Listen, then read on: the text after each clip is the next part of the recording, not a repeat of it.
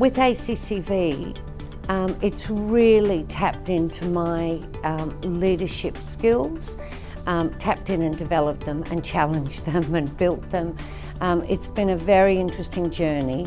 It actually began, I never had plans to run an international charity, or was not part of my plan. I actually met a young blind boy, adolescent.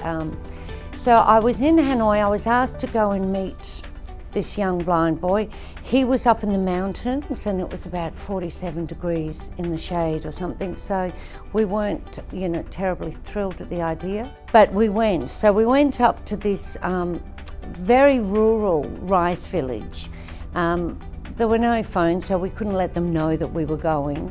And so you can imagine, tiny hut.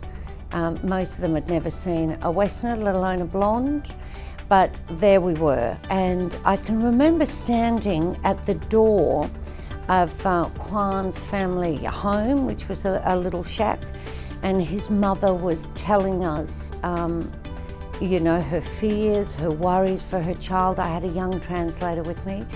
And I remember at the corner of my eye seeing an old man sitting in the corner. And I remember thinking, wow, well, the grandfather lives with them. So I was wondering what sort of resources they had. And so we were talking with Kwan's mum, and she was telling us that her child lost his sight when he was 10, just from a childhood illness and poverty, not enough medical intervention. And he had basically sat there for 8 years. After a while, they said, we'd like you to meet Kwan. And the old man in the corner stood up and was led to me.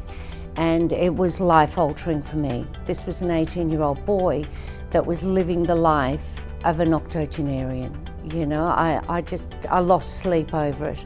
I have a son the same age who, was busy making a mess, going out with friends, going to school, living a life. And I remember thinking, he doesn't have a life. And Kwan's mum was in tears and, great fears for her child's future and for herself, and, full of vim and vigour and emotion. I said to her, I'll go back, I'll work out how I can help, and I will return. And then I came back and thought, what do I know?